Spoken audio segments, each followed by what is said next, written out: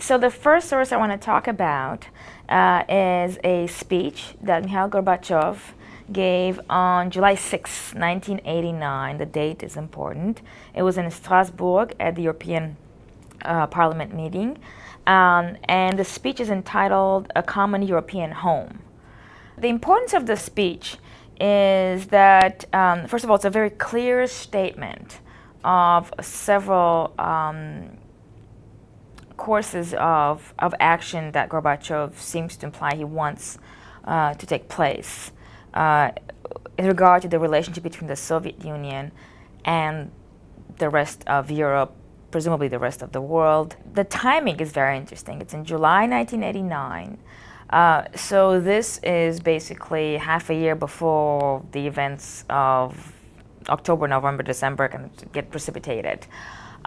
It's a speech that was also connected in timing to discussions about the creation of a European Union in the West.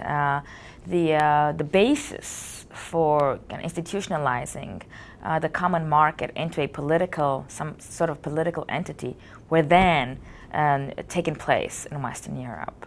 And so I think that there's kind of two different contexts here to keep in mind, you know, how Western Europe is becoming more and more sort of interested in representing itself as an entity, and the extent to which Gorbachev picks up on that and wants to play a role in it. The text itself is also very interesting because there's questions here about Russian identity and the fact that that Gorbachev disputes other people's notion that the Soviet Union is not European is very important.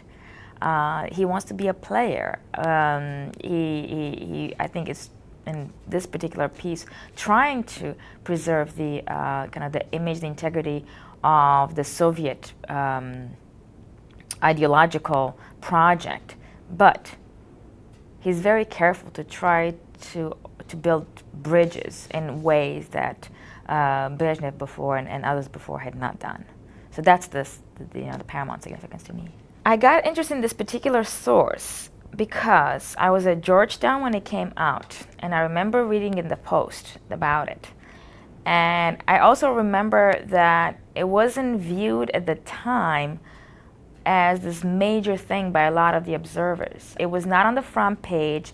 It was in the international section, somewhere on the third or fourth page. And I was blown over, and I kept walking around with the paper and thinking, this is pretty important, I think. Something really is changing. I was expecting some sort of op-eds to come out in the Post that would reflect on it as a this big epical thing. Not a whole lot happened. And so that to me was very interesting. And then when I started teaching East European history, I thought, okay, I'm going to look back to the speech and see how I look at it now. And it struck me as being just as empowering and significant as it was first. So I really wanted to introduce the voice of Gorbachev through his own words. And I think it's a clear and eloquent speech, and one that is very different from what other speeches they would have read in this course. Here's an example of how Gorbachev is very different from Brezhnev in talking about security issues in Europe. The philosophy of the concept of a common European home rules out the probability of an armed clash and the very possibility of using force or the threat of force, above all military force, alliance against alliance. He talks about NATO versus Warsaw Treaty Organization. Within alliances, he's definitely talking about Brezhnev and the Brezhnev Doctrine. Using the force within an alliance is an indirect but a very clear reference to Prague and to Budapest in 1656, or wherever. To replace the doctrine of deterrence, it offers a doctrine of restraint. And this is a powerful word that I don't think Brezhnev was known to use. This is not just a game of idea, but the logic of European development dictated by life itself.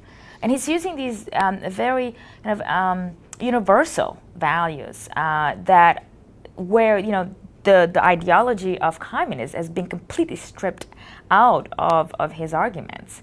That's what's, to me, very remarkable.